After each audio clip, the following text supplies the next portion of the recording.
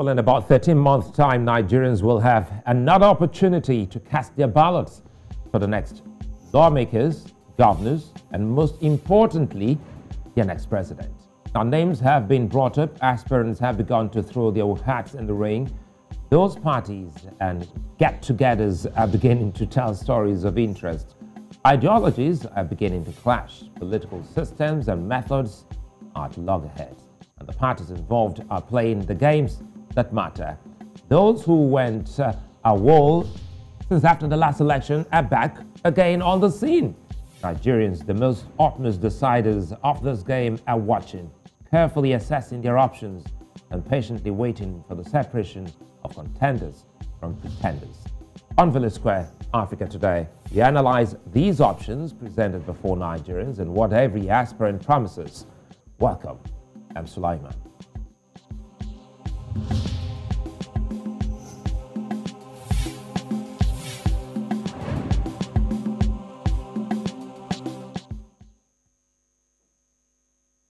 Now, the 2023 general elections in Nigeria is considered one of the most important in the country's democratic history.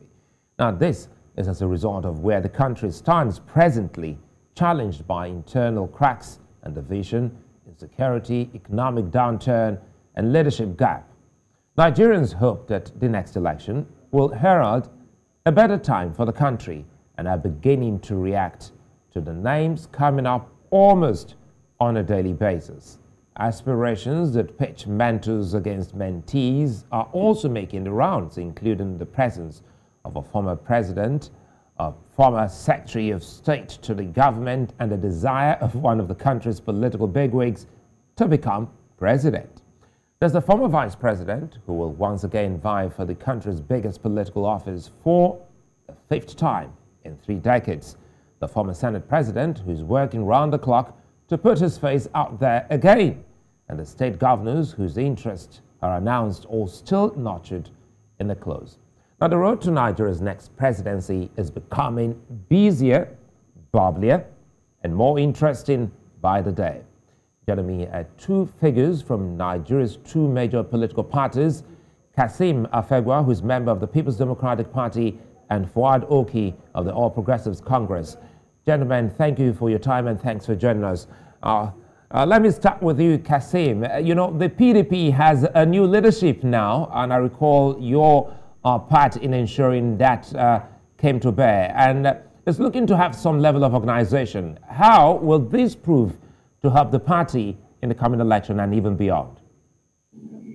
Thank you very much, Suleiman. I'm happy that you are following the trend in the PDP. Well, I'm happy because this was one of the issues I raised. We needed a vibrant leadership, a leadership that is focused, that is ready to deliver to the expectations of Nigerians. And so, by and large, I'm happy about this leadership. This is a leadership that can speak to the issues, that can interrogate processes, and at least give Nigerians some sense of direction in the build-up to the 2023 election. So, I'm satisfied with the IU-led leadership. They have a wondrous task of ensuring that they are able to connect the dots, cross the T's and dot the I's in preparations for 2023. It's not going to be an easy task, but it is one which we can, get enough mileage if we're able to put our hearts together and cash in on the opportunity of the peaceful conduct of the convention we had, to make a headway. Before I go to Fouad, let me stay with you a bit. I'll come to you, Fouad. You've been a vocal advocate of abandoning the old order for younger politicians. Do you think the PDP has young politicians with the political clout to stand a chance in 2023? I think we must get one thing clear, Sulaiman. Individuals that run for elections at the presidential level, at the governorship level, at the Senate level, usually, depend on the strength and capacity of the party. It is not about you. Once you are flying the flag of a party, the structure of the party and every other appurtenances of that party belongs to you, or they will be rallied around to support your aspiration. So when people talk about whether they have enough stamina or not enough stamina, once there is a strong party in place and you brought a candidate to fill that void, then the structure of the party, the popularity of the party becomes that of the individual who is campaigning for elections. So the PDP is very strong. It's a party that can resonate hope, that can give hope in an almost hopeless situation that we find ourselves now under the APC rulership. But of course, you know, Nigerians will be reminded of what we have gone through in the last 7 years when the campaigns begin, and we'll be rolling out the statistics. So there's so much to campaign about. I think the 2023 election is for the PDP to lose, not necessarily having a competition with APC. APC has done a lot of, has performed poorly and, you know, very abysmally. And we are expecting that with the new leadership of the PDP, we'll be able to rally around all the centripetal and the centrifugal forces to make a headway. And I'm very sure and hopeful that we will come out of that election, you know, victorious. Well, we'll come back to you, Kassim. Let me quickly bring in Fouad. By the way, quickly, Fouad and Kassim, just leading up to this conversation, some Nigerians have been talking, saying that there is something, you know, unique about both of you, and it has to do with, you know, being audacious when it comes to speaking about your political parties.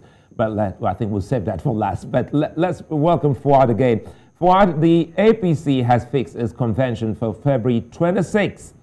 And we hear some people within the party are kicking against the option of a consensus candidate for the chairmanship. What do you make of that? Well, thank you very much, Sulaiman, for having me again. And Kassim, how are you? Happy New Year to you, my brother. It is unfortunate that we have found ourselves where we are today, and it is indeed unfortunate for me to be part of what we call the All Progressives Congress family. Truth be told, a date has been set for the convention. I am not sure that the convention will hold after all. I am not sure. I'm not sure because the parties seem to be preparing for an unavoidable implosion. The party has refused to learn from the pre-2014 PDP saga. So the whole about, you know, preparing for convention, will convention hold? For me at this juncture, I see as nothing but daydreaming, and that's the fact. That's the fact, and that's the reality that is glaring us in the face. It's APC going to hold convention in 2022 to elect party officers? I'm not sure. Is the party ready to hold convention to elect its officers? I doubt it. And that's where we are. You know, Fouad, still with you, Fouad, the internal cracks within the All Progressives Congress are well known to the public. I also recall what transpired leading to that, you know, chairmanship election here in Lagos, which you were also a contestant.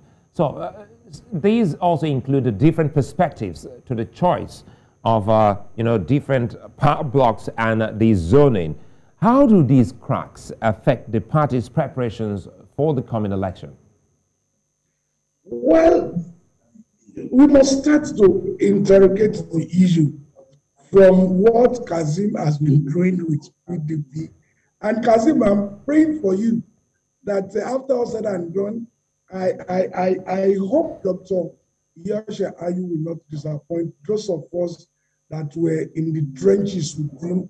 You know, you remember those years. So I pray for him.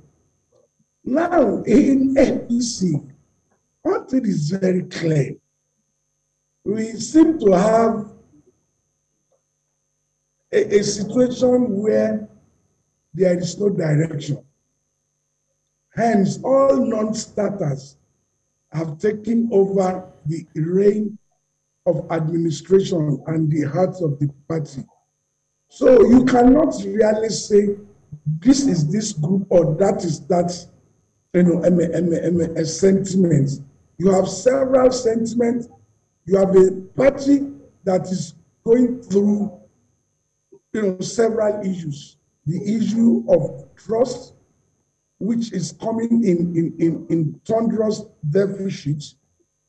The issue of organization, unfortunately, don't mind what's read in the papers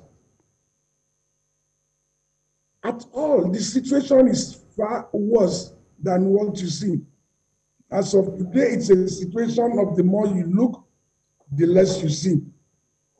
A situation, unfortunately, that preparation to nominating party candidates for 2023 presidential election has further exacerbated so much that, like Achebe said, things are falling apart, and I don't see any center anywhere to hold anything. So today you see this tendency coming up, tomorrow you see that tendency coming up, but one thing is very clear. They are all directionless, unfortunately, all directionless. And that's the state of APC as of this day. Okay, let me bring in Kassim here. Kassim, quickly here, I see you, wearing a smile on your face while Fouad was talking. And it has to do with, let's look to some of the big arguments here before we start talking about, some of those other names. The governor of Ebonyi State is already out. And of course, former Senate President Pius Ayim has also come out as an aspirant of your party from the Southeast. And there's been this talk around equity, fairness, and justice. Is it really time for the Southeast, Kassim? Well, I think every party will use its internal mechanism to design for itself where to choose a candidate from in the southern part of the country. My position is that after 8 years of President Muhammadu Buhari, very lackluster 8 years, very uneventful, we need to have power shift to the south. Within the south, the parties, the two dominant parties, the PDP, the APC, will decide for itself using its own internal machinery of primaries or other consensus, as the case may be, to decide for itself to choose a candidate that will suit it. If the Southeast candidate or aspirant is so choosing, the party will rally around such a person to market him to the entire country. If the South-South person is so choosing, the same thing will happen. If the South-West aspirant is choosing, the same thing. But what we are saying is that, what we are saying is that we can't, just allow things to just be without necessarily, interrogating the process that will throw up these persons. Whether we like it or not, after 8 years in the north, I want power to shift to the south. Because 16 years, if you allow the north, 16 years presidency in the north will not augur well for the unity, stability of the country. Don't forget that politics is all about sentiment, it's all about emotions, it's all about how to balance the aggregate logic of the Nigerian Federation, is how to carry everyone along. But if you don't get your politics right, your governance process will suffer. So for me, those two aspirants you mentioned, Umahi, Sam Ohuambua, Anyim, Pius Anyim, they are the three that have come out openly. But in the coming months, you are going to see more aspirants from the southern part of the country announcing their entry into the presidential race. Well, I think it will be quite interesting for Nigerians to see more names from that, part of the country. But again, Kassim, still with you. Let's throw in these names: Bukola Saraki, Nigeria's former, Senate President, and Atiku Abubakar, Nigeria's former Vice President, and some others. They've also expressed interest in the presidency. So, how strong is the PDP going into the elections, considering the governors who left the party for the APC and the political structures they took away with them? I'm sure you are aware. You had my big brother Fouad Oki just now, what he said concerning the issue of the APC. The fractions and the fractures within the APC are not making the party to behave with full sense and orderliness. So there's likely going to be an implosion in APC. We pray that happens so that the PDP can reap from that. We are also looking at scenarios where we'll be able to ensure that, just like we did the national convention of the party, which came and gone so peacefully, we want our primaries to also be devoid of any violence, devoid of any rancor, so that in the final analysis, whoever that emerges from that convention will be able to put heads together and market such a person to Nigerians. And like I said earlier, the campaign issues are very straightforward. This APC has not performed. And I sympathize with my big brother, Fouad Oki, who said that it's quite unfortunate that he belongs to the APC, and given what is happening within the APC is not something to cheer about. That is the thinking of an average Nigerian and all of that. Talking about the aspirants you mentioned, I'm sure you are aware that I've picked holes with Atiku Abubakar's aspiration. It cannot continue to be a perpetual aspirant or a professional aspirant, so to speak, or candidate of the PDP. The party was not registered because of him. Of course, he played a formidable role in 1998 when they were forming the party. But as things are, having presented him in 2019, I think that was his best outing in trying to be president of Nigeria. He started from 1990. During MK Abiola Kingibe era, he was told to step down for MK Abiola and all of that.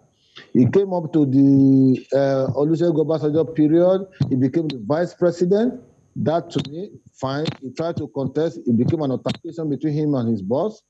Thereafter, he used the ACN to contest election. He couldn't make it. He has used the PDP in 2019. He couldn't make it. I think what is, onerous for him to do at this point in time is for him to just honorably bow out and say, gentlemen, guys, I've tried my best. I tried to govern Nigeria, but I couldn't have the opportunity. So let me allow some other younger persons to come into the fray, and I will give all my support. Don't forget that he was a foundation member of the APC. He was part and parcel of those who funded the Buhari election in 2015. And so, joining the PDP to contest election in 2019, I was expecting that in 2023, he shouldn't be thinking about himself. So that has been my position. And the point is, in the spirit of fairness, equity, and justice, cede presidency to the South in 2023. I'm talking to PDP because I'm a member of the PDP. APC is already almost like an oriented rule for them to feed a candidate from the South. We have the national chairman of our party from the North, so the presidential election, the presidential candidate should be from the South. That's the only way you can assuage the feelings and the mood of the country, such that there will be some level of cohesion, some level of stability as we prepare for the 2023 elections. Well, I'll come back to you so that we can expatiate more, talk more about these candidates. You've already told us a bit about your reservations against, on the candidacy or aspiration of Atiku Abubakar, and you've also written just. Again, we're talking about the similarities between you and Fouad. Both of you write a lot about issues in your party, and you've also written about about Atiku. Let me come to you, Fouad, quickly here. Is there the slightest possibility that the APC will settle for a candidate outside the South? It's a possibility, but then that possibility may bring into fruition. You recall years ago when America predicted that Nigeria will be dismembered in 2015. And for some reasons, it did not happen. If care is not taken, because you also need to understand something in politics, that's the convention. Now, ours is very peculiar because we claim to be in a federalism. Our federalism is also very peculiar because we have over 200 ethnic nationalities that have agreed, whether possibly or willingly, to federate. Therefore, there is no way that we will have a presidential candidate from the north and continue to have a Nigeria. Therefore, it goes without saying that it's not about justice, it's not about equity, it's just about what should be. It's about what should be. People talking about equity, people talking about fairness. When I hear it, I laugh. It's for the survival of the North. Power must come to the South for their own survival. So, begging, pleading, wanting them to see reason, for me, it's not the issue. The issue is about their survival more than any other thing. Now, with the APC, I said earlier on that I can only pray, I cannot wish anyone, I can only pray that this party will remain one post the National Convention to elect officers, whether in February or any other time. Now, something is very clear. The APC will have no choice but to look for its candidate from the South, whether it's going to be South-South or Southeast or the Southwest, I really don't know. And that's another kettle of fish which we also need to interrogate. Sorry to cut you there. Now that you're talking about candidates, just as I asked Kassim earlier on, I think these are the candidates in your party, once upon a time, good friends of, the former Vice President, Atiku Abubakar, Bola Ahmed Tinubu. So he's already given, a go at the presidency, saying that he wants to become president. So what do you think of that aspiration of the former governor of Lagos State? Does he stand a chance? Well, at this point, I refuse to consider anybody. I am still taking stock. Before he proclaimed wanting to run, after he said that he has met with the President of the Federal Republic, I'm still waiting for him to formally declare his aspiration. So as far as I'm concerned, I call all of them pretenders. And in this game, Kassim will agree with me that there are hurdles before you can become a party candidate. You start from being a pretender to being a contender and then a contestant before you become a candidate. So as far as I'm concerned, they are all pretenders until they turn around to say, I am contending for the office, hence I'm willing to contest. So for me, I am not looking at anyone. I'm waiting until, if it happens that the party will hold its convention next month. So I'm waiting, for post-convention. Because again, all of these pretenders may not throw their hats in the ring after the convention if the numbers is not adding up for them. They also need to know the numbers. You just don't go into a race where you don't have party penetrations of those who will be. Either it's going to be by direct, either it's going to be by indirect, or the almighty consensus. You must have penetration. And let me say this today, and very clearly, those who have been able to penetrate the party structures are yet to come out to say they are interested in running. Those that are shadowboxing, pretending to wanna be, do not have penetrations in the party. Leave the market square noise, which is what is trending now. All you see is market square noise. I wouldn't let you go yet. Before I come to Kassim, let's stay with you a bit, Fouad. When you talk about party penetration, of the top of any political watcher in Nigeria, they'll tell you that Bola Tinubu has that penetration since he's been governor from 1999. He's been one recurring, decimal in Nigeria's politics. So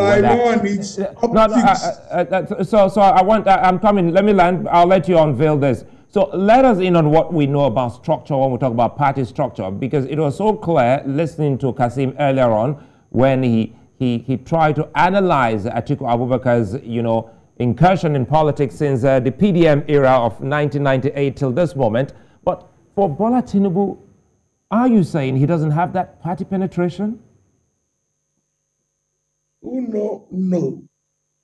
And if you don't know, you don't know.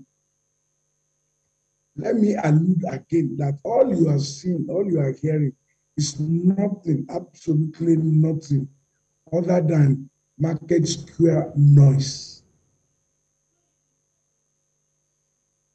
And I stand by that. Market square noise. You see, when APC was, conglomerated, you have what is called the legacy parties coming together to say we will amalgamate. Now, they brought Adamu, the undertaker, who undertook APC's burial of funeral. Post Adamu, June 2020 era, you have the party in the hands of people who do not have any business in party management and administration. And you know what they did? They squandered the goodwill of all of these people. The Ashwaju Ahmed Bola Tinubu of this world, and several others. The goodwill that they brought into the party to amalgamate the legacy parties together was thrown into the wind, into the sea. So today, you have non-starters holding on to the party. So you have the veterans struggling really hard to make penetration into the party. And you will begin to see this clearly in the next couple of days or in the next 1 or 2 weeks. Okay, all right. Sorry to cut you here. Let's go on the break. We'll come back. We'll start with Kassim. There are a lot of dynamics, that we also want you both to let us in on. The former Nigeria's President, Goodluck Jonathan, whether he will run or not. We'll talk more about former Senate President, Bukola Saraki, and also Nigeria's Vice President. That will be to Fouad and Kassim to see is he running or not. And if he should, what happens next? Join us again.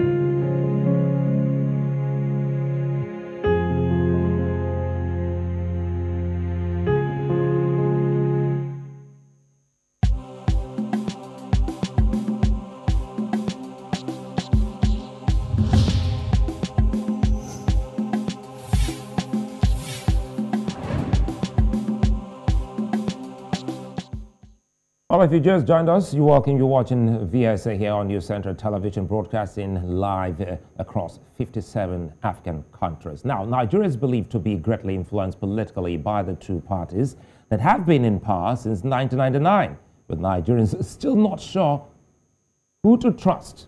Now, like non-political stalwarts, the unknown aspiring politicians and new presidential hopefuls have announced their intentions to become president.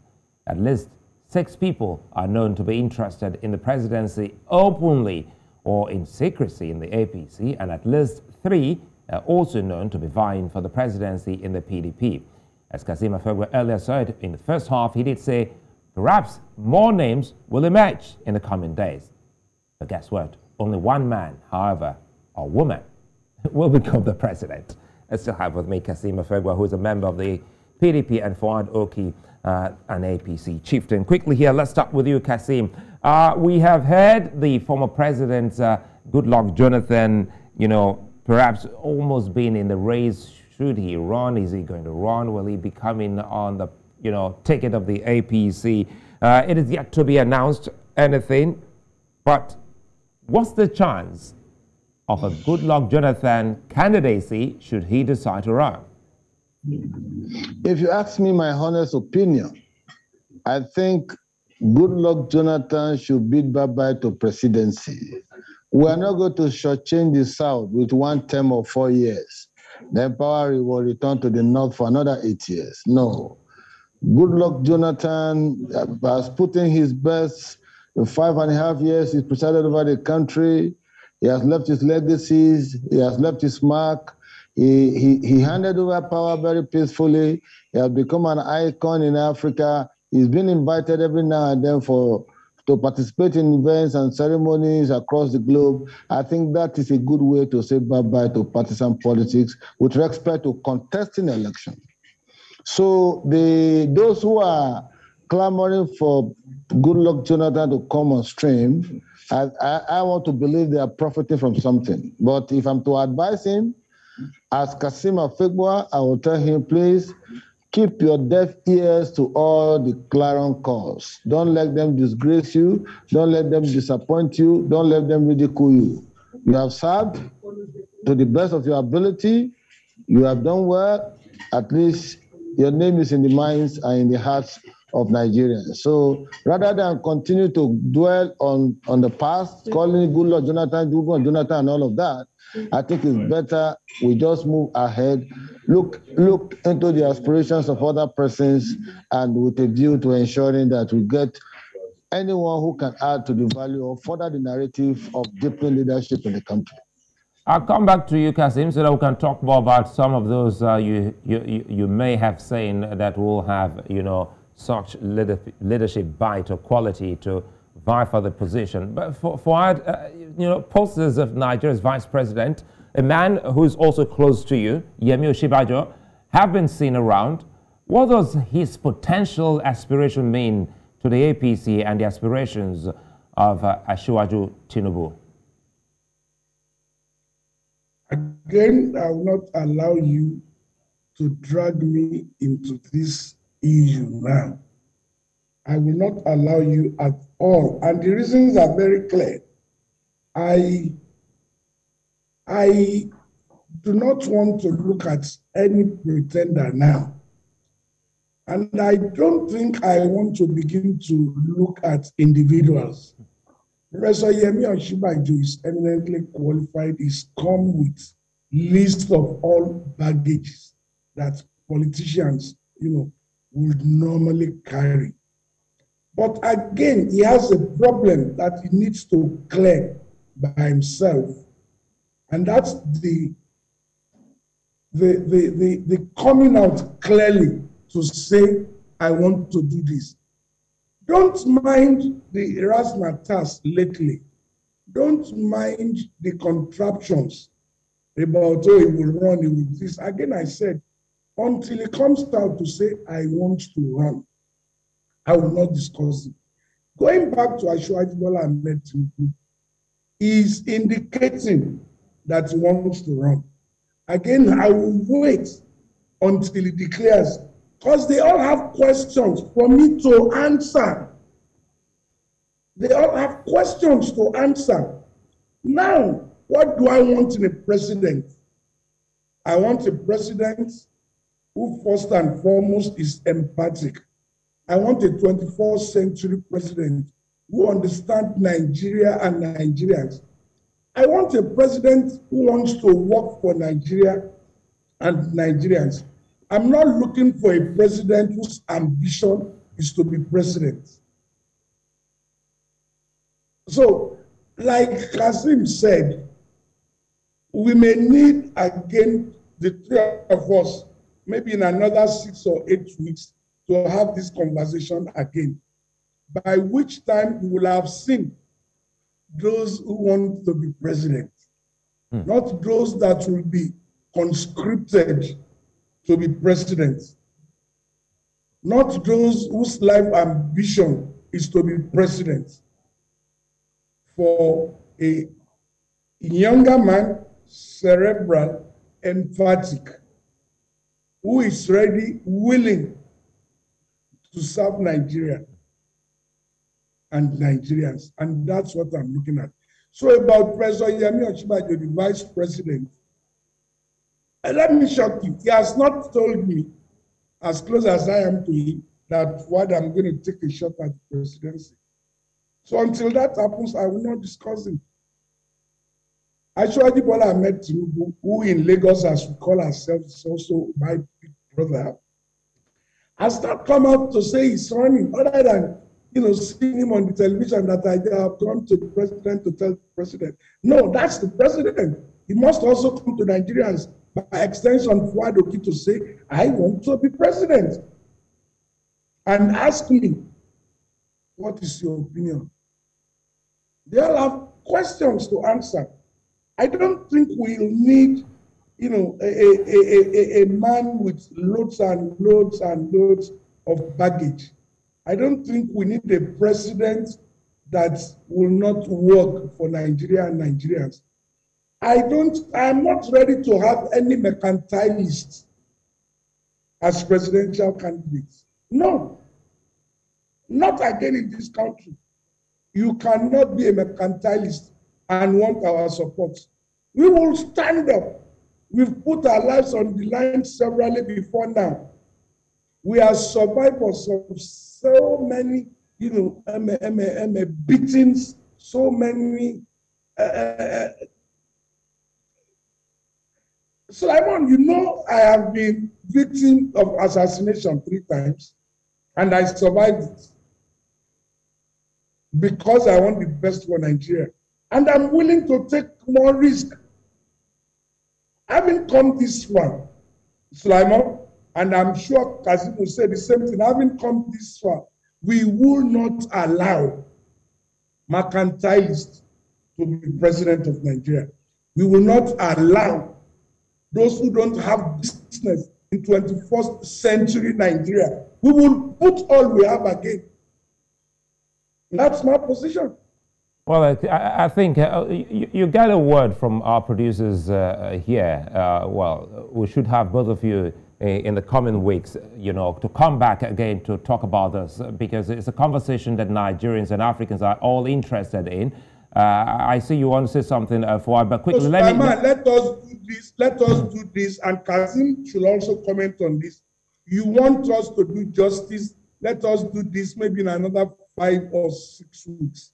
The sky would have been very clear. Consider it done, because Kassim also said the same thing, that more and more names will come.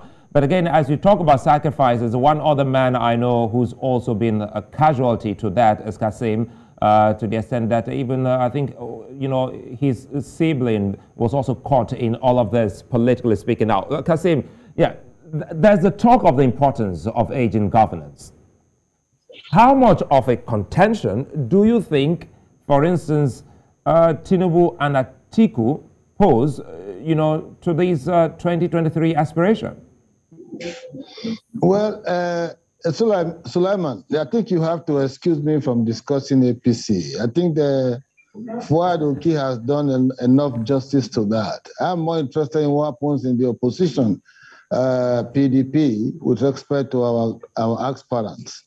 I have come out very openly to state categorically that Alhaji Atiku Abubakar should not behave like Mugabe in Nigerian political circle.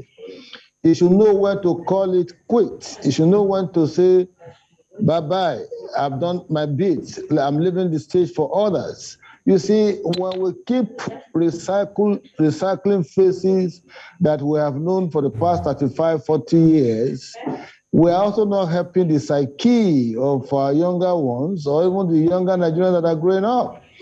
And the argument keeps coming, and the people keep taking that, oh, somebody is warehousing a particular number of votes somewhere.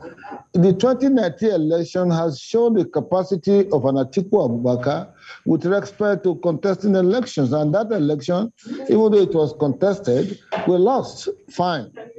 Having done that, Alhaji Atiku Abubakar did not wait to fight through his case in the tribunal. He left us, abandoned us in the lodge, and went to Dubai, where he stayed for 2.5 years before he started coming back recently because it's another election year. I'm saying no, that should not be the attitude of those who want to lead us. As a general in the war front, you have to wait to ensure that the dust of war, or the smoke of the battle simmered before you begin to assemble your troops back to the barracks. Atiku Abubakar didn't do that. What he did was to abandon us in the battlefront at the end of it. And when we were looking for him to draw strength from, some level of motivation and encouragement, we didn't see him. He went to Dubai. You see, a leadership that wants to connect with Nigeria, that wants to govern Nigeria, must be ready to die for Nigeria and for Nigerians. I don't want a situation where you use us, we champion your aspiration, you abandon us midway, you went to your comfort zone. Then after 2.5 years, you are coming back because you feel that, oh, it's time for election and we should still give you the ticket, or we should still be looking in your direction when even the algorithms of the whole calculations do not in any way support your own part of the country.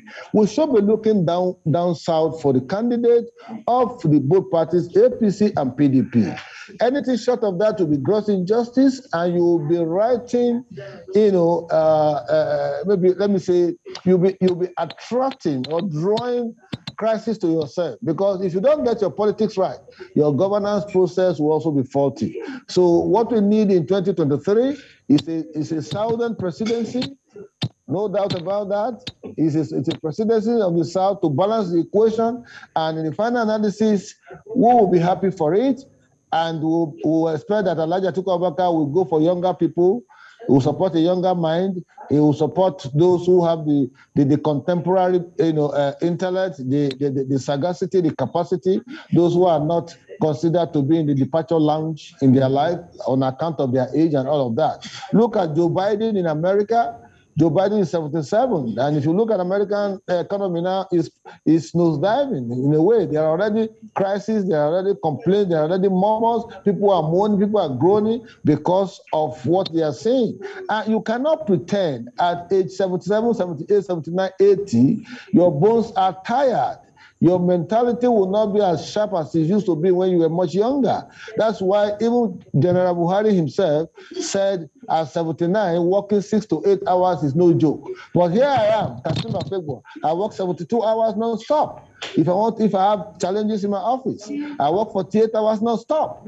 Because I'm still young, I'm still vibrant. That is the kind of thing. A country that is sick, a country that has a lot of problems, so many halitosis, so many challenges facing us, does not require a president who will be tendering his own health at the expense of the entire country.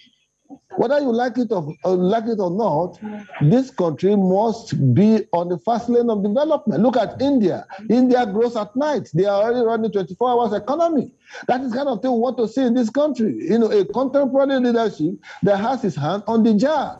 Kassim, yes. Sorry to cut you there. How difficult is it for Nigerians to see some of these, arguments you're raising? Because someone you're also close to, General Ibrahim Babangida, also said the same thing. He said, look towards a younger Nigerian.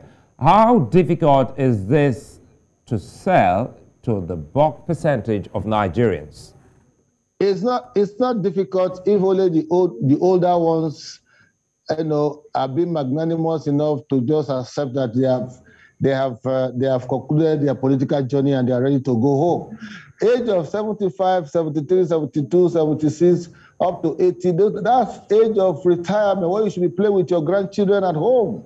You should be celebrating your grandchildren, your children, watching films and trying to recalibrate your minds from reminiscences, and all of that, just to ensure that you are enjoying the later part of your life. We don't want the Aso Villa to be a retirement home for the aged. We want the House of Villa to be a home where, like a laboratory, where you go in, you brainstorm. Well, there seemed to be a glitch in that connection to Kassim. Kassim, we'll come back to you and close this conversation. Let's quickly come to Fouad Oki. Fouad, well, Kassim, I see you're back. Quickly, let's let you land so that we can go to Fouad and close the show quickly here. Yeah, so what I'm saying is that we want people who have their hands on the jar. Just look at the scenario. Zamfara State, 58 persons were killed barely 10 days ago. The governor said only 58 persons. Only 58 persons. So in the life and times of APC-led federal government, they consider 58 deaths as only. That's one. From 2019 up to now, when President Buhari assumed his second term in office, he has not visited Zamfara State. And that's a state that is mostly troubled. He only went there when he was campaigning for re-election.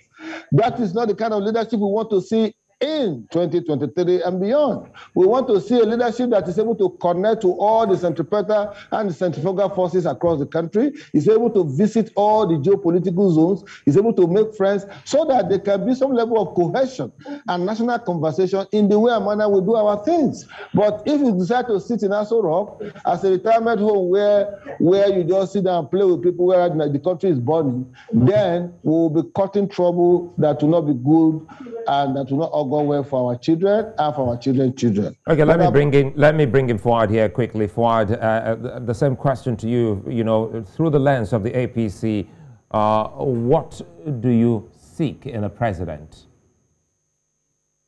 I told you earlier, I want a 21st century president.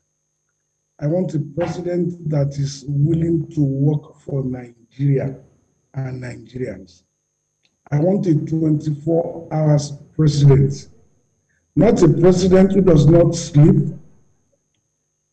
I want a president that works 24 hours for Nigeria, not storytelling.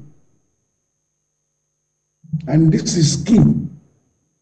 I want a vibrant and younger person who still have the energy, not tired feet. Not people that have been losing it mentally too. Because some of these guys that have come out to say they want to be president, either openly or in their closet, you can also see all of this in them. For goodness sake, Nigeria in the 21st century needs a profoundly vibrant, younger person who understands the dynamics, who is acceptable more by the younger persons, what I call the Sorosoke generation, not one of their own. Because today, those that are clamoring for this or that president are also those of their age. And I don't think Nigeria deserves it. There are so many examples abounding and abound all over for us to take a cue from. So please, together, let us begin to create a new narrative by, number one, rejigging leadership recruitments. Not just appointing, but elective. Number two, let us begin to bring our very best younger elements out there. Let us now encourage the old ones to please sit down. I don't want to bury any president in the villa. Because like Kassim said, it seems some of them are only interested in grabbing power as mercantilists and also preparing to die. If they do so, if we make that mistake, I can tell you, we will resist it. We will stand up.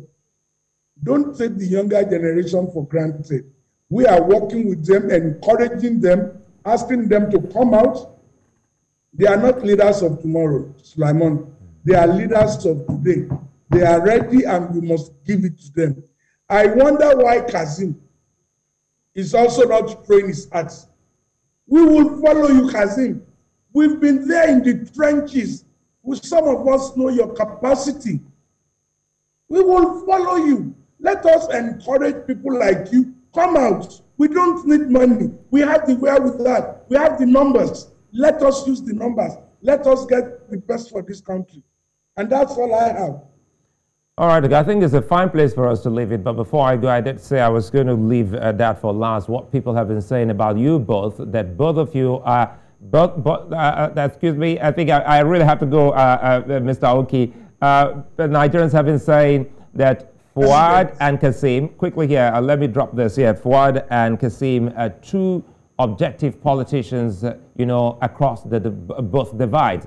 And that when you see things you don't like, is either you write about it or you speak, you know, openly about it. And I'm quite sure that's something that Africans will look up to in both of you. And I'm excited that you've both given us your words that to be back again in another 4 to 6 weeks. So it's just more than a year to the 2023 election, and much more political twists and turns are expected listening to both of you in the coming days and months. So we'll be here to give you a breakdown of them all, and I'm excited that both of you will be here. Thank you for being such a nice company, Kassim, Afegbua, and Fouad Oki. I'm Sulaiman. Thanks for watching.